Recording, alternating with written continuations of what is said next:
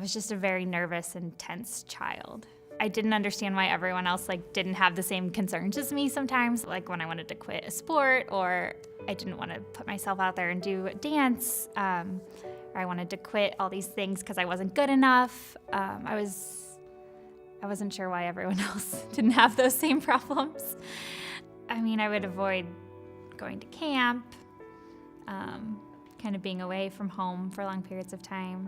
I was kind of fixated on storms. I was always scared of tornadoes and storms, and so I wouldn't want to go out when there was a storm, and I would get really upset when we would be driving in a storm. And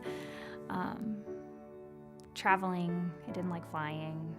I would get really upset about flying, and I would be really mean a couple days before a trip because I just did not want to go. I was always very attached to one friend growing up. I didn't have a large group of friends when I was really young. I would always just kind of gravitate towards one person, and that would be my person. Yeah, I think it definitely would have helped a lot if I would have realized that this was not something that was healthy. I think I thought that me worrying about all these problems was gonna somehow fix everything, and it was good to kind of put all my energy towards fixing problems and avoiding bad things, because I didn't want anything bad to happen, but in reality that kind of made things worse. I think I internalized a lot of my anxiety as a kid, so I don't think I was really good at expressing I'm scared about this and this is why, or I'm nervous and this is why. I think it was more so I don't want to do this, I don't want to go here. So I think that probably kept my family from really realizing the problem, because I wasn't good at kind of knowing what I was feeling and expressing those feelings. I think I had a lot of health anxiety my senior year, and I also started to have Is this your senior year in college? College, yeah, in college. I guess I was 22. Yeah, 22. And I think it was probably my senior year. That whole year I had been struggling with just health issues, stomach problems. I had jaw pain and TMJ, and then I started having chest pain that year, and I kind of was convinced that there was something wrong with my heart, and I would go to the cardiologist, and he convinced me I was fine. Everything was kind of manifesting physically that year, and it kind of consumed me. I was just always worried about my health and what I could do to fix it. I stopped going out with my friends and kind of doing things with my friends as much.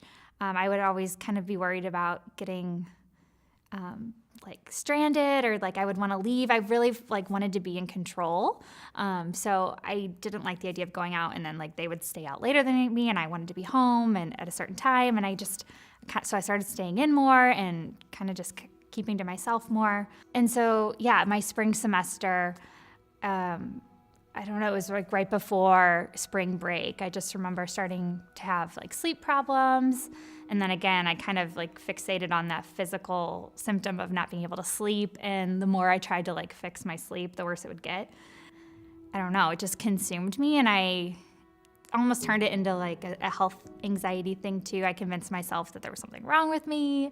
I couldn't sleep, and kind of convinced myself that I was gonna die from this lack of sleep. And it sounds silly to talk about, I think, but in my head, I was convinced there was something really wrong and my life was over, and I wasn't gonna be able to graduate because I had this sleep disorder, and I was never gonna be a normal human, and something was really wrong. And so I came home from school.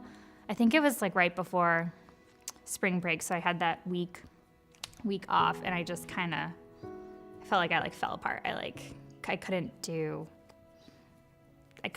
life, I was just really struggling. I was at home, just all I could do was thinking about my anxiety, and I felt sick, and I started to develop panic attacks when I would try and sleep. I would just wake up in a panic and couldn't breathe, and I didn't think any of the doctors understood what was going on, and I didn't know how to kind of vocalize it really either and explain it. And I eventually saw a psychiatrist, and they gave me a stronger medication that put me to sleep. And I once I was able to get my sleep pattern back, I stopped fixating on it so much. I kind of forgot about it for a year, and then it started to come back, and that's when I was like, okay, I need to like deal with this head on.